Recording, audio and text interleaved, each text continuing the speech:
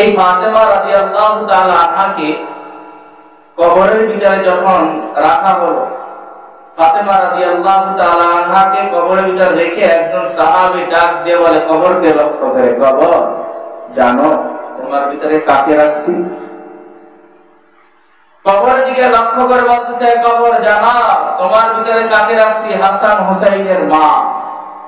কবর কোনো জবাব দেয় না। কবরকে লক্ষ্য করে বলা হয়, কবর তোমার ভিতরে যাকে রেখেছি তুমি কি জানো? তোমার ভিতরে রাখা হয়েছে জান্নাতি মহিলাদের সরদারিনী ফাতেমা রাদিয়াল্লাহু তাআলা আনহাকে। কবর কোনো জবাব দেয় না। কবরকে লক্ষ্য করে বলা হয়, বাবা তোমার ভিতরে কাকে রেখেছি জানো? শের খোদা আলীর স্ত্রীকে তোমার ভিতরে রাখা হয়েছে। কবর তার সাথে কোনো প্রকার বেয়াদবি করো না। কবর এবার কোনো জবাব দেয়নি। এবার ওই সাহাবীটা দিয়ে বলে, কবর জানো তোমার ভিতরে কাকে রেখেছি? বলে, নবী আলাইহিস সালাতু ওয়াস সালামের দ্বিতীয় কন্যা ফাতেমা রাদিয়াল্লাহু তাআলা আনহাকে রেখেছি। মায়ার নবী, দয়ার নবী রাহমাতুল লিল আলামিন বড় মহব্বত করত। মায়ার নবী, দয়ার নবী রাহমাতুল লিল আলামিন বড় আদর করত। আম্মা জান বলে ডাকতেন।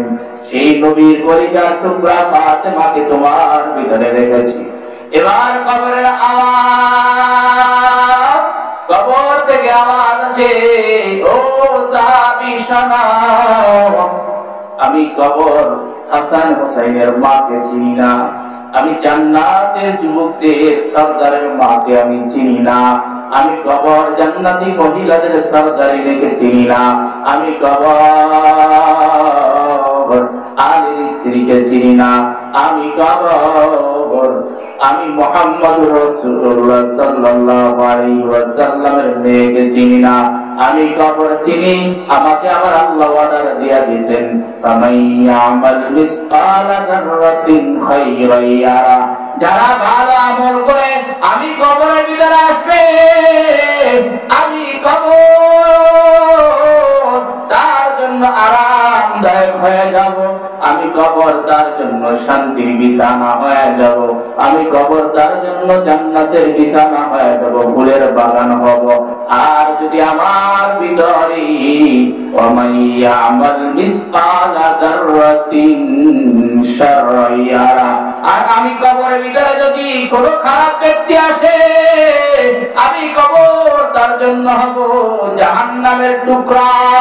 আমার চেয়ে ভয়ঙ্কর ঘর, শাস্তির ঘর আর কেউ হবে না। আমি হব সাপ বিশ্বর ঘর, আমি হব শাস্তির ঘর, আমি হব জাহান্নামের দরজা। জাহান্নামের আগুন দাউ দাউ করে জ্বলতে থাকবে। ওরে নবীর সাহাবী, চেহারা ভালো করে শুনে নাও, আমি কবরে ঢুকে কারো সুপারিশ চলবে না, কারো সুপারিশ চলবে না। এখানে আমি দেখবো কার নেক আমল আর কার বদ আমল। নেক আমল যারা, তাদের জন্য আমি হব রাউযাতুম মির রিয়াজিল জান্নাহ। আর যারা বদ আমল নিয়ে আসবি, আও হুফরাতুম মিন হুফারিন নার। তার নবী আলাইহিস সালাতু ওয়াস সালামের মেয়ের ব্যাপারে যে কথা হয়, বন্ধু বলো তোমার আর আমার ব্যাপারে কবর কি বলবে? কবর দৈনিক ডাক দিয়ে বলে, অমুকের ছেলে অমুক, সাবধান হয়ে যাও। বলো, আমি মাটি দেখি না, দেখি না, দেখি দেখি, আমি মাটি সব কিছু দেখি, কিন্তু আমি ডরি না। আল্লাহ যদি অর্ডার করত, ও দুনিয়ার মানুষ, যেখানে গুনাহ করত সেখানে মাটি তোমাকে গিলে ফেলত।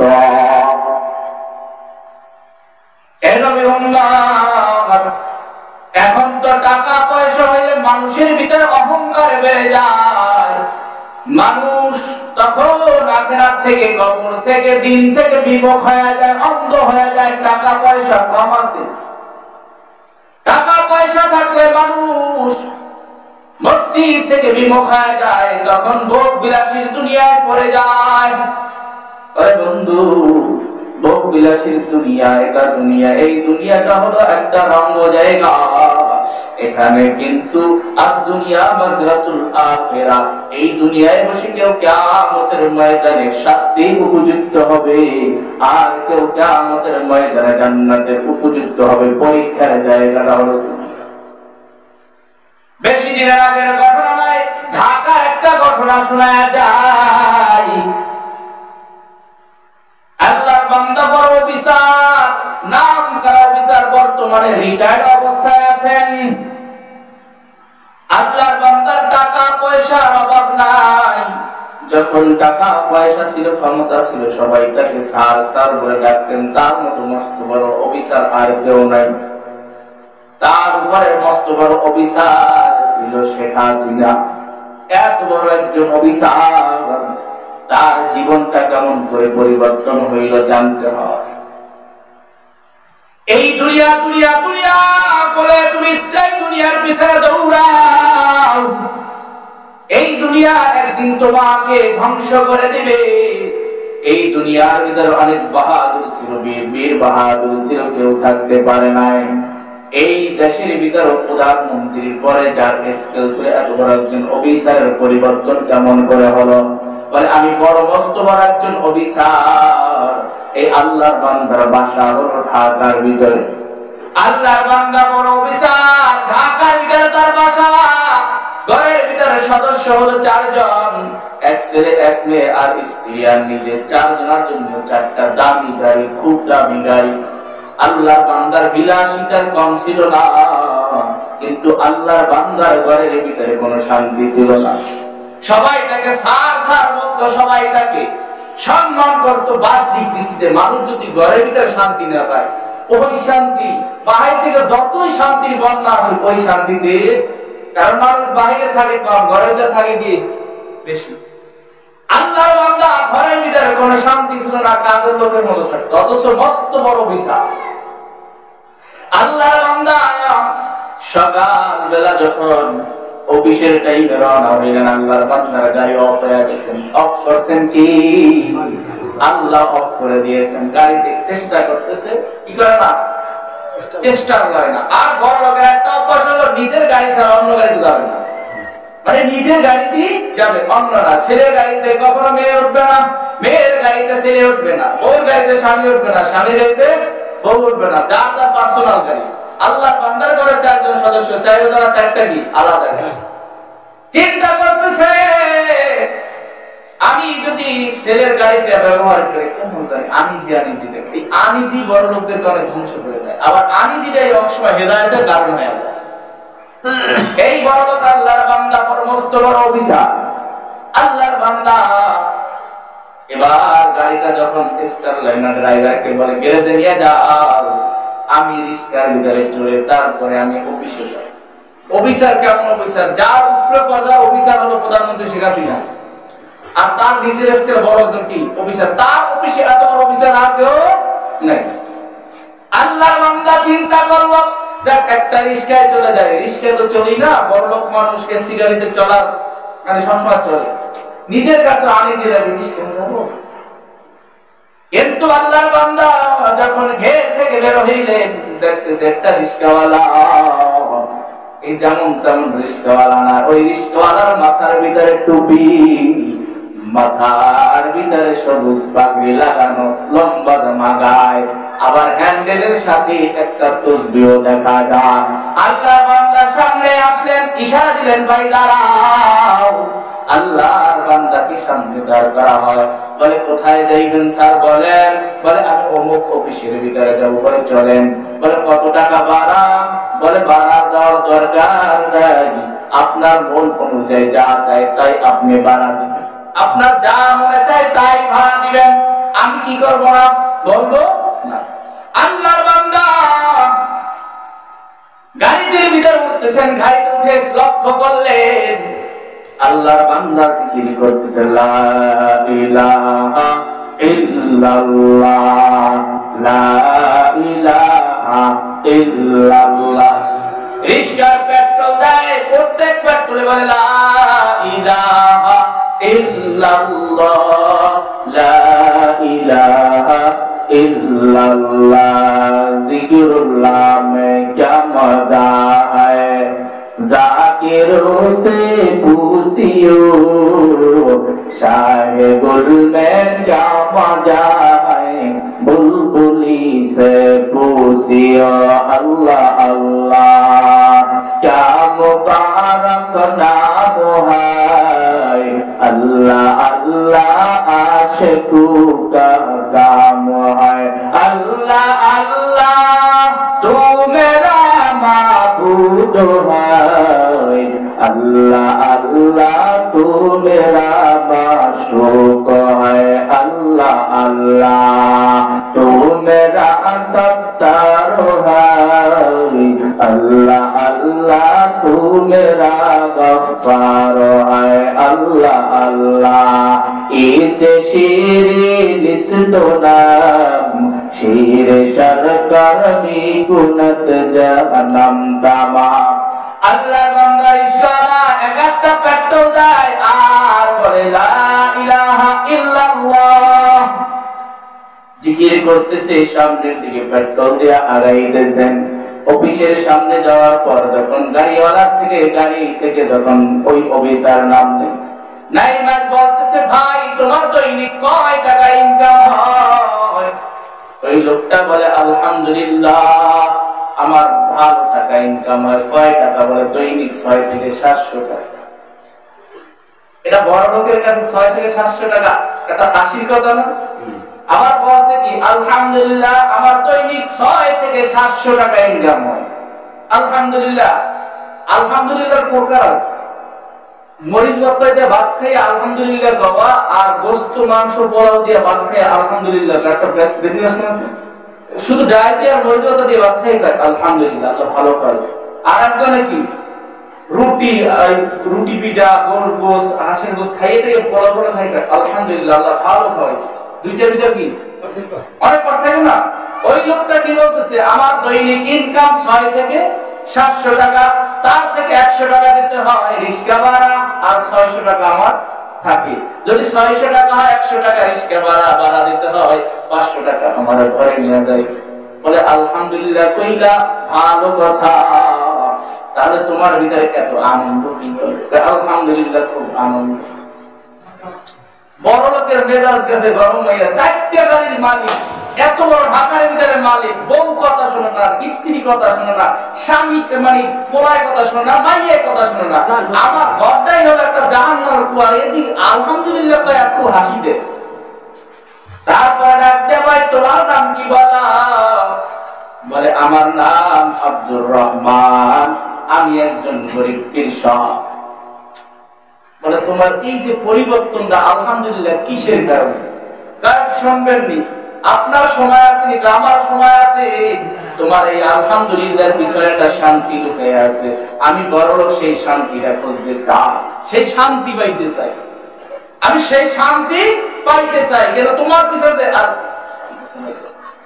এই যে আলহামদুলিল্লাহ বলতেছো আলহামদুলিল্লাহ বলে হাসি দিছো তোমার এই হাসিটার ভিতরে কি আছে শান্তি আছে আমি সেই শান্তিটা কি চাই পাইতে চাই বলতে আপনি এত বড় বিচার বলে আমার হাতে সময় আছে আধা ঘন্টা তুমি বলতে পারো অবাইতেছে না এবার রিস্কারা ডাক দেখায় আমার থেকে যখন জানতে চান আমি একজন গরিব কৃষক আমি এই ঢাকার ভিতরে জীর্ণ শীর্ণ একটা বাসায় ভাড়া থাকি মাসে 700-800 টাকা ভাড়া দেই এতে নিম্নতম বাসাগুলো আছে না এই বাসায় ভাড়া থাকি আমার একটা সন্তান আপনার ওপি বাসা থেকে কিছু দূর সামনে একটা মাদ্রাসা আছে সেই মাদ্রাসা হেফজখানায় হেফজুল কোরআন পড়তেছে হেফজখানায় পড়তেছে হাফেজুল্লাহ আর আমার মা এবং বাবা আমার বাড়ি উত্তরবঙ্গে আমার মা বাবা সেই দেশে থাকে আমি ছোট্ট একটা বাসা নিয়ে শহরে থাকি রিস্কা চালাই সংসার চালাই তোমার ভিতরে এত পরিবর্তন হাতের ভিতরে তোমার তাসবিহ মাথার ভিতরে টুপি পাগড়ি তোমার মাথার ভিতরে লম্বা জামা তুমি পেট্রোল দিতেছো ইল্লাল্লাহ লা ইলাহা ইল্লাল্লাহ জিকির করতেছো কারণটা কি বলে তাই শুনেন আমি একজন জুয়া খেলছিলাম খুব জুয়া খেলতাম আমি একজন জুয়া খেলতাম আমি এক সময় খুব খারাপ কাজের ভিতরে লিপ্ত হইতাম অবস্থা ছিল গরিব আমি মাঝে মাঝে স্ত্রীকে মাইর দিতাম একদিনের ঘটনা আমার স্ত্রী ছিল ধার্মিক ফজরের নামাজ পড়ে ঘুমের অবস্থায় আমার পা জড়ায়া ধরছে ও স্বামী, সামনে আসছে ইস্তেমার ময়দান, চলো একটু ইস্তেমার ময়দানে যাও। আমি বললাম, এমন জোরে লাথি মারলাম আমার স্ত্রী যে কাঠের উপর করে আবার ব্যথা পাইলেন। আবার আমার পা ধরলেন, একবার দুইবার তিনবার চারবার, আমার দিলটা নরম হয়ে গেল। আমি বললাম, শর্ত দিলাম, আমি যাইতে পারি চরমুনায় ময়দানে, যাইতে পারি তাবলিগে, যাইতে পারি ইস্তেমার ময়দানে, শর্ত আছে তোমার বাবার বাড়ি থেকে টাকা এনে দিবা, তারপরে আমি যাইব। বল ঠিক আছে, 3 দিনের জন্য যান। বলে 3 দিনের জন্য যাব, সংসার চালাবে কিছু, সংসার চালাবে আল্লাহ। বলে বাবার বাড়ি থেকে টাকা এনে যখন দিল, আমার দিলটা নরম হয়ে গেল। 4 বার মারলাম, একদিন সকালবেলা 4 বার মারলাম। 4 বারের বার আমার দিলটা যখন নরম হয়ে গেল, আমি টাকা নিয়ে কাকরাই চলে গেলাম। কাকরাই গিয়ে যখন মাগরিবের পরে বয়ান শুনলাম, আমার পৃথিবীটা যেন আমার কাছে লাগতেছে ধোঁয়াশা, অন্ধকার লাগতেছে। হায় হায়, আমি কোন জগতে আছি, কোন জগতে আছি। আমার প্রাণের স্ত্রী তো আমাকে চেয়েছে একসাথে জান্নাতে নিয়ে যাইতে। আমার দিলটা পরিবর্তন হয়ে গেল, ওখান থেকে এক চেল্লায় চলে গেলাম। এরপরে তিনি যত মজলিস গুলো আছে, প্রত্যেকটা মজলিসে আমি উপস্থিত হই। ও সাহেব, ভালো করে শোনেন, এর ভিতরে চরমোনার মাহফিল। কানে যখন আসলো, আমি চরমোনায় চলে গেলাম। 3 দিন 3.5 দিন যখন বয়ান শুনলাম, আমার দিলটা পরিবর্তন হয়ে গেল। একদিকে গেলাম তাবলিগে, তাবলিগ থেকে আইসে আবার চরমোনার মাহফিল উপস্থিত হয়ে গেলাম। আমার ব্যাটারি চার্জ পরিপূর্ণ হয়ে গেল। আবার বাড়িতে আইসা ওই চরমোনার ময়দান থেকে হিজাব নিয়ে আসলাম, বোরকা নিয়ে আসলাম। স্ত্রীকে বললাম, ও আমার স্ত্রী, তোমাকে যেন কেউ না দেখে, আজকে থেকে তুমি খাস পর্দায় থাকো, আমার রক্ত বিক্রি হলো তোমাকে খাওয়াইবো। এরপর থেকে শুনেন, আমার ঘরের ভিতরে কেমন শান্তির ছোঁয়া শুরু হয়ে গেল। আমি নেশার জগতেও নাই, আমি একটা সিগারেটও খাই না। আমার স্ত্রী সকালবেলা কোরআনুল কারীম তেলাওয়াত করে, আমি সকালবেলা মসজিদে গিয়ে জামাতে নামাজ পড়ি। আমার ছেলেটাও আমার সাথে গিয়ে নামাজ পড়ে। নামাজ পড়া আয়েশা আমি কোরআন তেলাওয়াত করতে বসে যাই, আমার স্ত্রী তখন নাস্তা বানাইতে যায়। তাবলীগের একটা সুন্নাত আছে, 4-5 জন একসাথে বসে খাবার খায়। গেছেন নি তাবলীগে কেউ? 4-5 জন এক প্লেটে বসে খানা খায়। ও সাহেব শোনেন, আমার সন্তান, আমার স্ত্রী, আমি এক প্লেটে বসে নাস্তা খাইয়া যখন আমি বের হই, আমার স্ত্রী তখন 2 চোখের পানি ছেড়ে দিয়ে কান্না করে। একদিন আমি জিজ্ঞাসা করলাম, স্ত্রী, আমি অনেকদিন খেয়াল করলাম যখন আমি বের হই বাসা দিয়ে আপনি 2 চোখের পানি কেন ছেড়ে দেন? তখন স্ত্রী ডাক দিয়ে বলে, স্বামী গো, সংসার চালানোর জন্য আপনি রোদে নিচে হলো, আপনার নিচে হলো পেজ, উপরে রৌদ্র, আপনি থাকেন রিস্কার ভিতরে শুধু গরম, আপনি সংসার চালানোর জন্য কতই না কষ্ট করেন। আল্লাহ আপনাকে দীর্ঘ হায়াত দান করুক, আপনাকে সুস্থ রাখুক।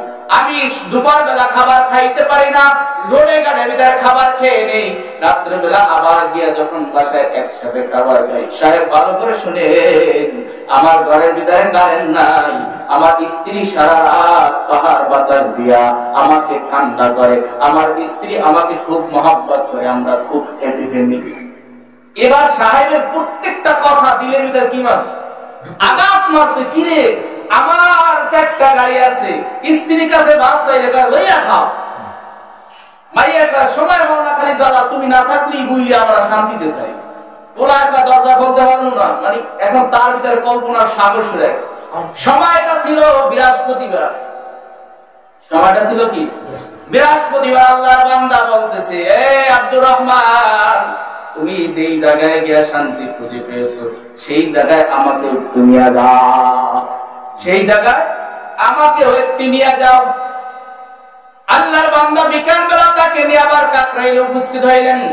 কাকরাইলে 1 দিন 2 দিন 3 দিন থাকার পর আল্লাহর বান্দা নিয়াত করেছেন, আমি এখান থেকে চেল্লায় চলে যাব। 1 চেল্লা 2 চেল্লা, 1 সাল 2 সাল আল্লাহর বান্দাকে আল্লাহ এমন ভাবে কবুল করেছে। একজন রিস্কাওয়ালার সোহবতে লেগে আল্লাহর বান্দা 63টা দেশের ভিতরে সফর করেছে। কয়টা দেশে? 63টা দেশের ভিতরে সফর করেছে। শুধু তাই না, তার হাতে 7000 খ্রিস্টান কালিমা পড়ে মুসলমান হয়েছে। একজন অফিসার, মস্ত বড় একজন অফিসার, তার হাতে 7,000 খ্রিস্টান কালিমা পড়ে মুসলমান হয়েছে। এখন বলেন তো এই 7,000 কালিমা পড়ে মুসলমান হয়েছে সব কিনা পাইবে? না না না, আমি বলবো এখানে পাবে রিস্কাওয়ালার ভোগ।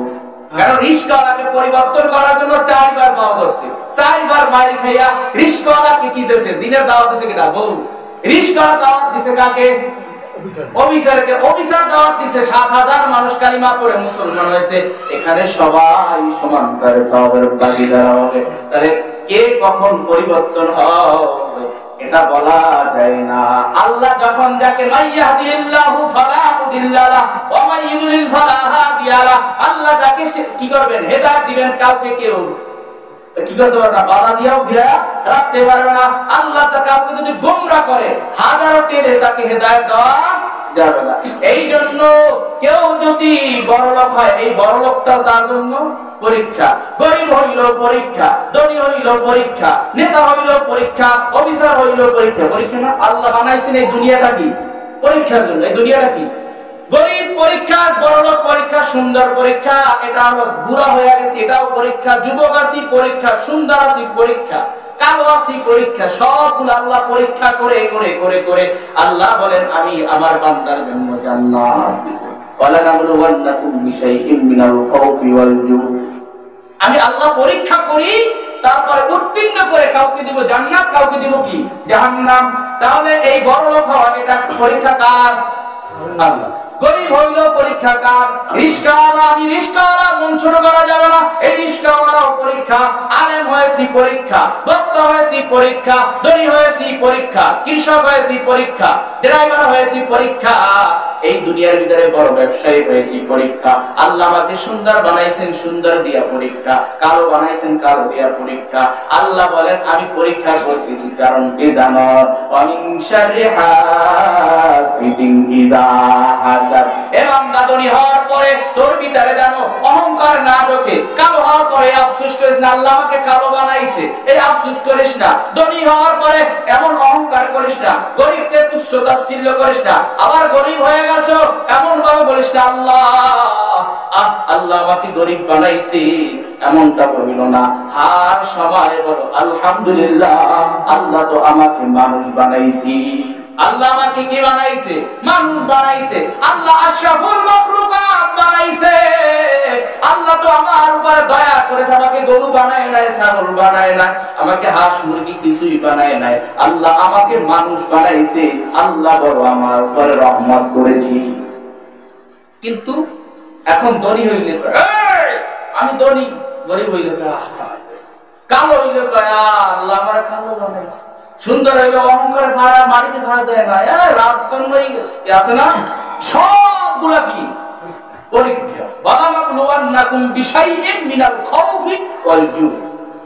সবগুলা কি পরীক্ষা করে করে আল্লাহ কাউকে দিবে জান্নাত, কাউকে দিবে জাহান্নাম। আর পরীক্ষার হল হলো এই দুনিয়া। এই দুনিয়ার মুসলমান বড় লোক কখন হেদায়েত পাবে জানে না, আবার গরিব কখন হেদায়েত পাবে কেউ জানে না। হেদায়েতের চাবি কাটি আমার আল্লাহর হাতে।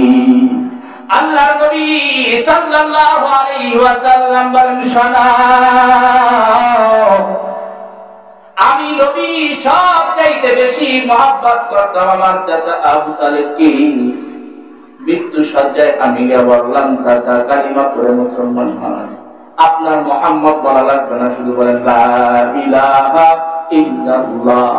বারবার বলতেছে আর চোখের পানি ফলাইতেছে।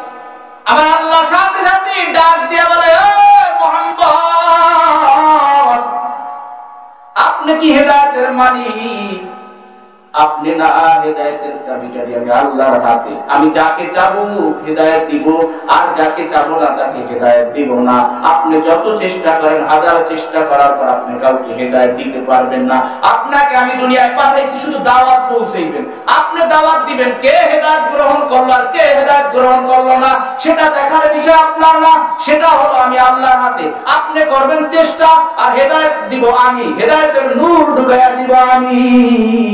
এই নবীর উম্মত আবু বকর সিদ্দিক রাদিয়াল্লাহু তাআলা আনহু বলেন যে একজন সাহাবী রাত্র বেলায় স্বপ্নে দেখে আসমান থেকে একটা পাল্লা জমিনের ভিতরে আসলে। আসমান থেকে একটা পাল্লা আছে না, পালা পালা পালা, আসমান থেকে একটা পাল্লা জমিনের ভিতরে আসলো। জমিনের ভিতরে আসার পর আল্লাহর নবী সাল্লাল্লাহু আলাইহি ওয়াসাল্লামকে এক পাল্লায় উঠাইলেন, আর আবু বকর সিদ্দিক রাদিয়াল্লাহু তাআলা আনহুকে এক পাল্লায় উঠাইলেন। নবী আলাইহিস সালাতু ওয়াস সালামের পাল্লাটা ভারী হয়ে গেলেন। এরপরে দ্বিতীয়বার হযরত আবু বকর এবং হযরত ওমর রাদিয়াল্লাহু তাআলা আনহুকে দুই পাল্লায় দুইজনকে উঠাইলেন। আবু বকরের পাল্লাটা ভারী হয়ে গেলেন। হাদিস বলতেছি, সরাসরি হাদিস। দ্বিতীয় নাম্বার আবার পাল্লাটার ভিতরে হযরত ওমরকে এক পাল্লায় উঠাইলেন, ওসমানকে এক পাল্লায় উঠাইলেন। ওমরের পাল্লাটা ভারী হয়ে গেলেন। এরপরে পাল্লাটা আবার আসমানে উঠে গেলেন। এই স্বপ্নের কথা যখন সকালবেলা নবী আলাইহিস সালাতু ওয়াস সালামের কাছে সাহাবী বলেন, তখন মায়ার নবীর চেহারাটা কালো হয়ে গেল। দুশ্চিন্তার ভিতরে পড়ে গেলেন। কেমন কথা, এমন একটা স্বপ্ন দেখলো যে স্বপ্নটা আগাও পাইতেছে না, ঘোরাও পাইতেছে না। নবী আলাইহিস সালাতু ওয়াস সালামের মনটা খুব খারাপ হয়ে গেল। অনেকক্ষণ চুপচাপ বসে রইলেন। চুপচাপ বসে থাকার পর নবী আলাইহিস সালাতু ওয়াস সালামের কাছে জিবরাইল এসে বলতেছেন, নবী গো, এটা আমার আল্লাহ, আপনার আল্লাহ, এটা জানাইতে চাই, এটা হলো নবুয়তের রিসালাতের ফিতনা এই পর্যন্ত হবে না, এরপর থেকে শুধু ফিতনা আর ফিতনা শুরু হবে। আল্লাহ আপনার দ্বারা প্রথম আপনি নবী হয়েছেন, রিসালাতের দাওয়াত দিতেছেন, ওমর দিবেন, আর আবু বকর দিবেন, ওমর দিবেন, ওসমানের জামানা থেকে শুরু হয়ে যাবে। ফিতনা কি হয়ে যাবে? ইতিহাস ঘাটলেই পাওয়া যায় আবু বকরের জামানাও ঠিক ছিল, ওমরের জামানাও ঠিক ছিল, ওসমানের জামানা থেকে শুরু হয়ে গেল দ্বন্দ্ব। কি হয়ে গেল? দ্বন্দ্ব শুরু। এই যে মুসলমানের ভিতরে দ্বন্দ্ব, আজ পর্যন্ত খালি শুধু দ্বন্দ্ব আর দ্বন্দ্ব, শুধু পাট আর পাট। এ অমুকের দেখতে পারে না, এ অমুকের দেখতে পারে না, শুরু হয়ে গেছে। নবী আলাইহিস সালাতু ওয়াস সালাম বলেন, ওসমান পর্যন্ত ফিতনা কম হবে, ওসমানের পর থেকে ফিতনা বেশি হবে। আর ওসমান থাকবে হকের উপরে, ওসমানের বিরোধিতা যারা করবে তারা থাকবে বাতিলের উপরে, হক ছাড়া। তারা কি? হক ছাড়া। আর ইতিহাসের ভিতরে পাওয়া যায় মুসলমানদের ভিতরে ডিভাইড শুরু হয়েছে ওই কোথা থেকে? ওসমান থেকে। তারপরে মায়ার নবী বলেন, এরপর থেকে আমিরুল মুমিনিন, আল্লাহ যাকে চায় তাকে কি বানাইবেন। এখন বলেন আলী রাদিয়াল্লাহু তাআলা আনহু, এই হাদিস দ্বারা কি আমিরুল মুমিনিন এর কথা আসে নাই? আসছে কার কথা? আবু বকরের কথা, তারপরে আসছে ওমরের কথা, তারপরে আসছে ওসমানের কথা, আবু বকরের কথা। এবার আল্লাহর নবী বলেন, যাকে আল্লাহ চায় তাকে কি বানাইবেন? আল্লাহ আমিরুল মুমিনিন বানাইবেন। তাহলে তারা এর একটা বার্তা দিয়ে গেছেন। কিভাবে বার্তা দিয়ে গেছেন? নবী আলাইহিস সালাতু ওয়াস সালাম মক্কা প্রান্তরে একটা উঁচু পাহাড়ের ভিতরে দাঁড়ানো, উঁচু পাহাড়ের ভিতরে দাঁড়ানো, এমন সময় পাহাড়টা খেলাধুলা শুরু করেছে। আল্লাহ নবী বলেন, থামো পাহাড়, কারণ তোমার উপরে একজন নবী আছেন। কেমন নবী জানো? যেই নবীর পরে আর কোন নবী নাই, লা নবিয়্যা বাদি, সাইয়্যিদুল মুরসালিন, এমন একজন নবী যে সমস্ত নবীদের সরদার, এমন একজন নবী তোমার মাথার উপরে বসা দাঁড়ানো। এরপরে তোমার বুকে দাঁড়ানো আছে একজন সিদ্দিক, যার নাম হল আবু বকর। সিদ্দিক কার বুদ্ধি? আবু বকর।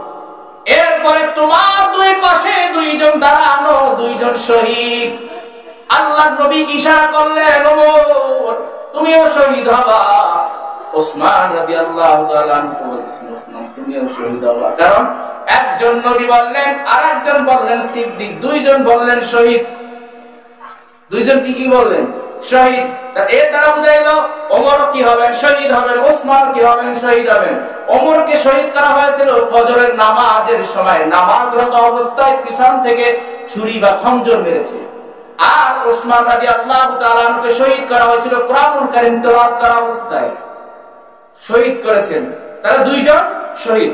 এবার আসেন আমিরুল মুমিনিন ওসমানকে কেমন করে হত্যা করা হয়। একটা হাদিস বর্ণনা করা হয়, মানাকিব ওসমান রাদিয়াল্লাহু তাআলা, বাবুল মানাকিব ওসমান রাদিয়াল্লাহু তাআলা অধ্যায়ের ভিতরে হাদিস আছে। নবী আলাইহিস সালাতু ওয়াস সালামের সাহাবী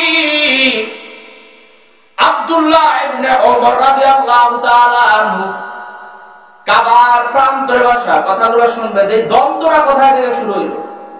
দ্বন্দ্ব আছে না? অমুক বংশ অমুক বংশের সাথে দ্বন্দ্ব, আওয়ামী লীগ বিএনপির সাথে দ্বন্দ্ব, বিএনপি আওয়ামী লীগের সাথে দ্বন্দ্ব, জামাত চরমনায়ের সাথে দ্বন্দ্ব, চরমনায় জামাতের সাথে দ্বন্দ্ব, অমুক অমুক দ্বন্দ্ব। এই এত টুপিওয়ালা এত দাঁড়িয়েলা দ্বন্দ্ব কেন? দ্বন্দ্বটা শুরু হয়েছে কোথায় থেকে সেটা আনতে হবে না? এখন অথচ আল্লাহ নবী বলেন আল মুসলিম আখুল মুসলিম, এক মুসলমান অপর মুসলমানের ভাই। আল মুসলিমু কাল জাসাদুল ওয়াহিদ, যে প্রত্যেকটা মুসলমানের রক্ত এক, প্রত্যেকটা মুসলমানের ধর্ম ইসলাম, প্রত্যেকটা মুসলমানের আল্লাহ, আমাদের রবের নাম আল্লাহ, প্রত্যেকটা মুসলমানের নবীর নাম মুহাম্মদ, প্রত্যেকটা মুসলমানের কবর 3.5 হাত, যার যার হাতের 3.5 হাত, প্রত্যেকটা মানুষের প্রত্যেকটা মুসলমানের জানাজা হবে, ইমাম জানাজা পড়াইবেন, খাটিয়ার ভিতরে উঠাইবেন, তাকে কবরের ভিতরে নিবেন, 3 টুকরা কাপড় দিবেন, উপরে বাঁশ দিবেন, বাঁশের উপরে কলা পাতা দিবেন, মাটি দিবেন, সবকিছু দুনিয়াটা দিল। এবার প্রশ্ন মনে হয় দলিল 4টা না 3টা? কি? রবের পরিচয় দাও, দ্বীনের পরিচয় দাও, আর নবীর পরিচয় দাও। 3টা প্রশ্ন। কি? সব এক, কিন্তু দ্বন্দ্ব কেন? আমিরুল মুমিনিন ওসমান রাদিয়াল্লাহু তাআলা আনহুকে নিয়ে একজন মিশরী লোক, ইনি হজে আসছে। কোথায়? হজে আসছে। হজে আসার পরে মজার একটা ঘটনা ঘটেছে। হাদিস, আসলে হাদিসগুলো মজার হয়। আমরা অনেক গল্প কাহিনী শুনি না, এই কিছুক্ষণ আগে একটা গল্প বলছি দুনিয়ার মানুষের, এই কিন্তু হাদিসের ভিতরে চমৎকার গল্প আছে কিনা? আছে। বুঝানোর জন্য দ্বন্দ্বটা কোথায় থেকে আসলো, আবার দ্বন্দ্ব নিরসন করার জন্য কাদের কাছে যাও? দ্বন্দ্ব লাগতে পারে, ভাই ভাই দ্বন্দ্ব লাগে না, আমরা শারীর বসাই না। মনে করবেন যখন ঘরের পরিবারের সমাধান করার জন্য তৃতীয় ব্যক্তিকে ডাকা হয়, মনে করবেন ওই ঘরটার ঘর নাই, ঘরটা জাহান্নামে টুকরো হয়ে গেছে, ওই ঘরে শান্তি ঢোকে না। ঘরের সমস্যা ঘরের মানুষই কি বৈশাখ পরামর্শ করে সমাধান করতে হবে। তৃতীয় ব্যক্তিকে ডাকলেন, মানে মনে করবেন এসে শেষ ঘরটা। নবী আলাইহিস সালাতু ওয়াস সালাম সাহাবী আব্দুল্লাহ ইবনে ওমর রাদিয়াল্লাহু আনহু বসা, একজন মিশরী ব্যক্তি এসে দেখতেছেন অনেক লোক ওই মুরাব্বি লোকটার পাশে বসে, ডাক দেয়া ওই লোকটাকে বলে আল্লাহ রাসূলের সাহাবী, নাম কি? ওমর, আব্দুল্লাহ ইবনে ওমর। বলে ওমর কুরাইশী। এবার ওই লোকটা বলছে যে ডাক, এবার ওসমানের দাবান যাইবে, কারণ ওসমান তো রাসূল সাল্লাল্লাহু আলাইহি ওয়াসাল্লামের জামাতা, আবার সবচেয়ে লাজুক ব্যক্তি ছিল, এত লজ্জাশীল সাহাবীদের ভিতরে আর কেউ ছিল না। আরেকটা হাদিস শোনাই, তাহলে এই ফাঁকে আরেকটা হাদিস শোনাই দিই। আয়েশা সিদ্দিকা রাদিয়াল্লাহু তাআলা আনহা বলেন যে আল্লাহ নবী আমার ঘরের ভিতরে শোয়া, এমন সময় এই যে এতটুকু কাপড় উঠছে, মানে ঘিরা থেকে কি একটু উপরে কাপড় উঠছে, আল্লাহ রাসূল শুয়ে আছে। আবু বকর এসে বলতেছেন নবী আলাইহিস সালাতু ওয়াস সালাম আসতে পারি? বলে আসো। কথা বললেন, কিন্তু আল্লাহ নবী কাপড়টা কি নিচে নামাইলেন না। কতটুকু? বলে ওই পায়ের থেকে একটু পরে, আর অল্প একটু পা কি জলায়। ওমর আসলেন, ইয়া রাসূলুল্লাহ আসতে পারি? বলে আসো। কথা বললেন। যখন ওসমান আসলেন, বলে ইয়া রাসূলুল্লাহ আসতে পারি? আল্লাহ রাসূল সাথে সাথে ওই দেখি সুন্দর করে কাপড় ঠিক করে বসলেন। সবাই কথা বলে যখন চলে গেলেন, আয়েশা সিদ্দিকা রাদিয়াল্লাহু তাআলা আনহা বলেন আমি রাসূলকে বললাম, ইয়া রাসূলুল্লাহ আবু বকর আসলো, ওমর আসলো, আপনি উঠে বসলেন না, লড়ে চড়ে বসলেন না, কিন্তু ওসমান আসলো, তাহলে কেন লড়ে চড়ে বসলেন? তখন আল্লাহ নবী সাল্লাল্লাহু আলাইহি ওয়াসাল্লাম বলেন যে যাকে দেখে ফেরেশতারা পর্যন্ত লজ্জা পায়, তাকে দেখে আমি কি লজ্জা পাবো না? বলে আমার ওসমান সবচেয়ে লাজুক, আমার ওসমান সবচেয়ে লাজুক। দুনিয়া মে সখাওয়াত মে তেরা নাম রহেগা, दुनिया में सखावत में तेरा नाम रहेगा, उस्मान तेरा नाम से इस्लाम रहेगा, दुनिया में अदालत में तेरा नाम रहेगा, फारूक तेरा नाम से इस्लाम रहेगा, दुनिया में अदालत में तेरा नाम रहेगा, सिद्दीक तेरा नाम से इस्लाम रहेगा, दुनिया में शुजाअत में तेरा नाम रहेगा, अली तेरा नाम से इस्लाम रहेगा। এই উসমান রাদিয়াল্লাহু তাআলা খুব লজ্জাশীল ছিলেন। এইজন্য নবী আলাইহিস সালাতু ওয়াস সালাম বলেন যে ব্যক্তি লজ্জা পায় তাকে লজ্জা দিও না। আমি যদি এই অবস্থায় শুয়ে থাকতাম তাহলে ওসমান কি পাইতো? খুব লজ্জা পাইতো। আরে ওসমান এমন লজ্জা পায় যে ওসমানকে সমস্ত ফেরেশতারা পর্যন্ত লজ্জা পায়। কেমন একজন সাহাবী, এই সাহাবীর ব্যাপারে একজন লোক আয়েশা দাঁড়ায় বলতেছেন, আব্দুল্লাহ ইবনে ওমর শুনেন, আপনার কাছে আমি 3টা প্রশ্ন করব। কয়টা প্রশ্ন? 3টা। আপনি 3টা প্রশ্ন নবীর সাহাবী ওসমানের ব্যাপারে আমাকে সঠিক তথ্য দিবেন। কি তথ্য? কি তথ্য? সঠিক তথ্য। কি তথ্য? সঠিক। একটু দিক তাকান। কি তথ্য? সঠিক তথ্য। এরপরে বলতেছে, বলো কি তথ্য? বলে 1 নাম্বার প্রশ্ন, ওসমান যে উহুদের যুদ্ধে পালায়া গেছে, কথাটা কি সত্য? আব্দুল্লাহ ইবনে ওমর বলতেছেন, হ্যাঁ, কথা সত্য। এরপরে বলে যে ওসমান রাদিয়াল্লাহু তাআলা আনহু যে বদরের যুদ্ধে অংশগ্রহণ করে না, কথাটা কি সত্য? বলে সত্য। এরপরে বলতেছেন যে ওসমান রাদিয়াল্লাহু তাআলা আনহু বায়াতে রিদওয়ানে অংশগ্রহণ করে নাই, যাকে বলা হয় হুদাইবিয়ার চুক্তি, এই হুদাইবিয়ার ভিতরে কি হয় নাই, অংশগ্রহণ করে নাই তিনি, এই কথাটা কি সত্য? বলে হ্যাঁ সত্য। এই লোকটা বাকা সাহাবী বিদ্বেষী, পাইছে ওসমানের কি একটু দোষ, লাভ দিয়ে কয় আল্লাহু আকবার, আল্লাহু আকবার। এই আল্লাহু আকবার মার্কা মুসলমান এখনো মুনাফিক দুনিয়ার ভিতরে অভাব নাই। এই মুনাফিক মার্কা মুসলমান অভাব নাই। আলেম হইছে একটু বড় আলেম, ছোট আলেমের দিকে বাঁকা নজর থাকে, অর্থের কিতাবাদি আমি কম জানি, একটু সুর হইছে, বক্তা হয়ে গেছে, কারণ কি কিছু জানে না, তো গরু বাংলা বলে কি হয়, অস করে বাংলা হইল, আরবি বলে উল্টে গেলাইছে। আমি বড় মুহাদ্দিস জানি, ও তো কিছুই জানে না, ও তো কায়দা জানে, গরুই গেছে, এককালে সমাজে ধ্বংস হয়ে গেছে। এই মুনাফিক মার্কা আলেমও সমাজে অভাব নাই, ফিতনা বাজায়, শুধু ফিতনা। এই মুনাফিক মার্কা আলেমও কি নাই, সমাজে অভাব নাই, স্বার্থের জন্য সবকিছু করতে পারে, স্বার্থে আঘাত লাগছে, এবার অনেক কিছু করে লাগছে।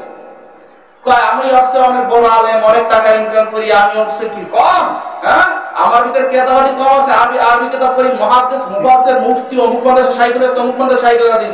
তোমার ভিতরে যে একটা রোগ দুঃখে রয়েছে, আল্লাহর নবী বলে তোমার ভিতরে রয়েছে ইয়াকুমুল হাসাদ ফা ইন্নাল হাসাদা ইয়াকুলুল হাসানাতি কামা তাকুলুন নারুল হাতাব। তোমার ভিতরে হিংসা ঢুকছে, বড় লোক তোমার ভিতরে বড় লোক হিংসা ঢুকছে, গরীব তোমার ভিতরে গরীব হিংসা ঢুকছে। আমি বড় আলেম, বড় বক্তা, বড় শুরু হইছি, আমি খুব বড়, আমার সবাই ফলো করে, এই হিংসাগুলো ঢুকিয়া ওদিকে তোমার অলরেডি সমস্ত আমল বরবাদ হয়ে গেছে। বড় আলেম, বড় মুহাদ্দিস, বড় হুজুর, বড় ইমাম সাহেব, বড় খতিব, বড় বক্তা, ধনী, এইগুলা অহংকার কি রাখা যাবে না? রাখছেন তো সব শেষে। ওই লোকটা লাভ দিয়া উত্তর বলে আলহামদুলিল্লাহ, আল্লাহু আকবার, আমি পেয়ে গেছি। আব্দুল্লাহ ইবনে ওমর ডাক দিয়া কয় একটু বসেন না, 3 প্রশ্ন শুধু সত্যায়ন শুনলেন, ব্যাখ্যাটা শুনবেন না, লাভ দিলেন, শুধু লাভ দিলেন কেন? একটু শোনেন না, কি এত শোনেন। আল্লাহ নবী সাল্লাল্লাহু আলাইহি ওয়াসাল্লাম বলেছেন, যারা উহুদের যুদ্ধে পলায়ন করেছে, আমি সাক্ষ্য দিতেছি, আল্লাহর নবী বলেছেন তাদেরকে আল্লাহ maaf করে দিয়েছেন। তাহলে উহুদের যুদ্ধ থেকে পালাইছেন, সবাই একটা কি হট্টগোল লাগিয়ে গেছিল, পালাইছেন, যারা কি জীবন বাঁচাইছেন, আবার সবাই তো যুদ্ধের ময়দানেই তো নামছেন। আল্লাহর নবী বলেন তাদেরকে আল্লাহ কি করেছেন? maaf করে দিয়েছেন। তাই এই হিসাবে ওসমানকে আল্লাহ কি করে দিয়েছেন? maaf করে। দ্বিতীয় হলো আপনি বলেছেন বদরের যুদ্ধে ওসমান অংশগ্রহণ করে নাই। বদরের যুদ্ধের দিন আল্লাহর নবীর কলিজার টুকরা রুকাইয়া অসুস্থ ছিল, ওসমানের স্ত্রী রুকাইয়া অসুস্থ ছিল। আল্লাহর নবী সাল্লাল্লাহু আলাইহি ওয়াসাল্লাম বলেন, ওসমান তোমার উহুদের এই বদরের যুদ্ধে যাওয়ার দরকার নাই, তুমি ঘরে বসে একা রুকাইয়ার খেদমত করো। রুকাইয়ার খেদমত করলে আল্লাহ তোমাকে ওই যুদ্ধের ময়দানে গেলে যেই পরিমাণ সওয়াব হবে সেই পরিমাণ সওয়াব দিবেন। এবং আমি নবী বলতেছি, যদি আমরা বদরের ময়দানে জিতি, যদি আমরা কি হয় জিতি, তোমাদেরকে আমরা সেখানে গনিমতের মালও দেব। তাহলে এখানে তো নবী আদেশ করেছেন, আর নবীর আদেশ মানা কি ফরজ। নবীর আদেশ কি? নবী আদেশ করেছেন, এখানে ওসমানের দোষ কোথায়? ওই লোকটার চেহারা কালো হইতেছে, আরে আমি তো এতক্ষণ ওসমানের কি করতেছি, বিরোধী দেব।